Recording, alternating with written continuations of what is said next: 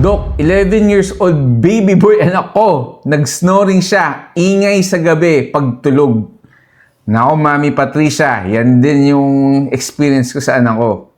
Nag-snore, malakas mag-snore. Okay, so ang iisipin natin kung siya ay malakas mag-snore, any obstruction sa bibig, sa lalamunan, pwedeng fat pads, pwedeng dila, pwedeng tonsils na malalaki. So, yun po yung mga karaniwang reasons bakit nagkakaroon ng snoring. And in fact, kung talagang severe yung snoring, ginagawan po namin ng sleep study just to rule out yung OSAS, obstructive sleep apnea.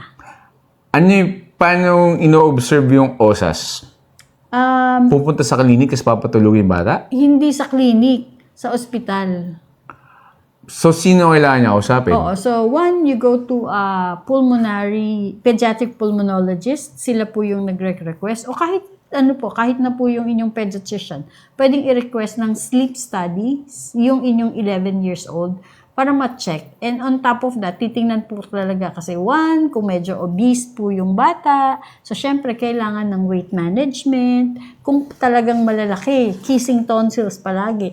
So, minsan po, nagtotonsillectomy, especially kung meron siyang sleep apnea na tinatawag. Kasi, ang symptoms po ng sleep apnea, one, yung napapansin, snoring. And then, when they wake up in the morning, alam mong hindi sila nakatulog ng maayos.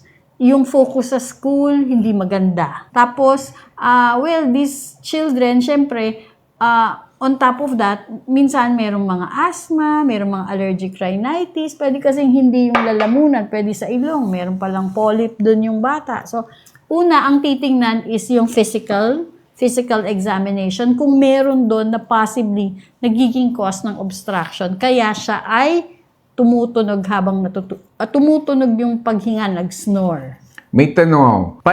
Anong difference paano malaman kung may something na doon sa, hindi na normal yung pagkalakas ng hilik ng bata? Talagang... Ganun na volume? Oo. Paano medyo cute? Ganun, parang medyo kalahati lang yung volume. Syempre, tingnan mo din, saan ba yung barado nung bata? Ilong, lalamunan, o obese kasi siya? Usually pag silok, tinatabi ko, medyo nawawala na. So, mamaya ulit-ulit. So, ibig sabihin, nagre-relax talaga kasi yung muscles niya ng lalamunan niya. So, naiipit lang yung idok. Naiipit. At the same time, kasi obese na kasi silok. So wala naman siyang So, osas. kailangan pwede pa rin. Talaga? Pwede. Kaya nga itong may mga osas. So, tinitingnan siya anatomically ano yung problema. And isa nga sa ginagawang management is also the weight management. Okay, sige. Oo, so weight management, check sa anong nagkukos ng obstruction at kung talagang meron siyang signs ng poor focus, pangit ang tulog sa gabi, na parang hindi rested, irritable. So, yun yung mga signs na nagkaroon, kasi ano ibig sabihin ng obstruction na yun? Hindi na-oxygenate ng maayos yung brain niya during the time na natutulog siya. Okay. So, yun yung worrisome doon. Okay. So, Mami Pat, di ka namin tinatakot, pero... Yes.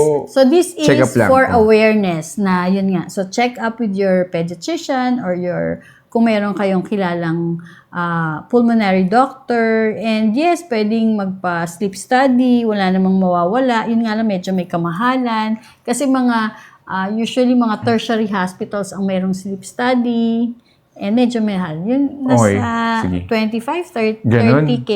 Yung overnight stay na i-check yung for sleep apnea ang bata. Okay, sige. Mami Pat, baka pwede